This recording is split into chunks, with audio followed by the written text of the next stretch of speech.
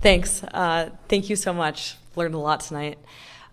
You mentioned that with jets, if something goes wrong, people die. With crypto, if something goes wrong, people don't die, but they might lose millions of dollars, hundreds of millions of dollars.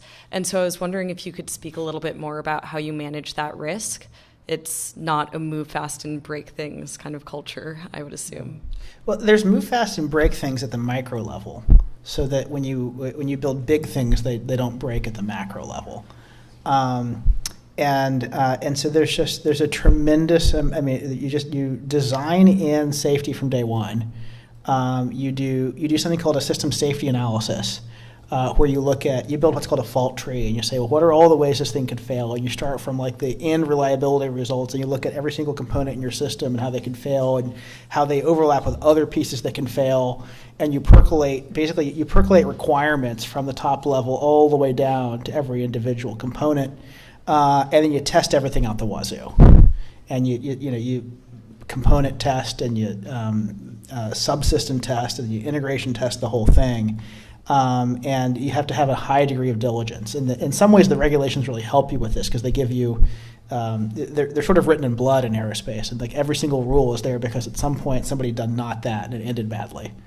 But you have to grind it out, and then you have to have the right safety culture.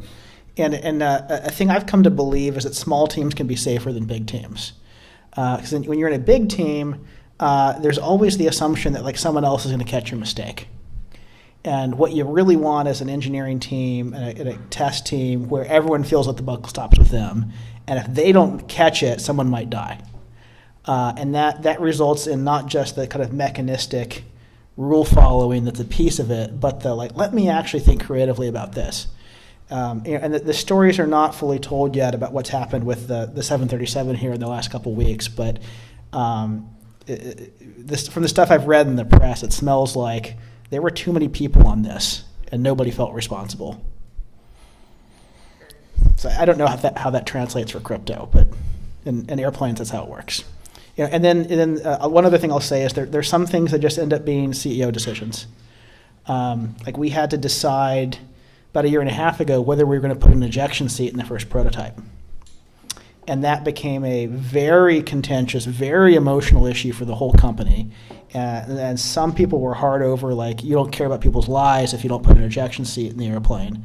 And other people were like, it's a civil airplane, like we put ejection seats in things that get shot at. Why would you do it here? And after a couple months of debate in the company, I realized this is a decision I have to make.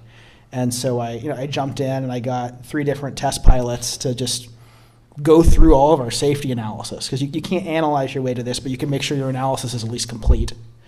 And then, and ultimately came to the conclusion that, hey, we're in the business of building safe and reliable airplanes that we trust our friends and family to be on. And so why in the world would we give ourselves a get out of jail free card in the first prototype? Because when we build Overture and it's got 55 seats, they're not going to be 55 ejection seats. And ultimately I explained that decision to the company. The whole company got in line behind it. And a really interesting second order effect happened, which was all of a sudden there were like safety things we could do in the program that no one was talking about that suddenly came to the forefront. Of like, why don't we do a third and final round of wind tunnel testing? And why don't we put a redundant airspeed probe on it? Because if you get the airspeed wrong, you're going to get very confused about where you're at as a pilot. And so we bought literally all the safety equipment that would bring home both the airplane and the pilot once we said, hey, we're not giving ourselves the get out of jail free. And then one of the thing that makes me feel really good about this is one of the pilots who helped us make that decision afterwards signed on as chief test pilot and is betting his life that we got that right.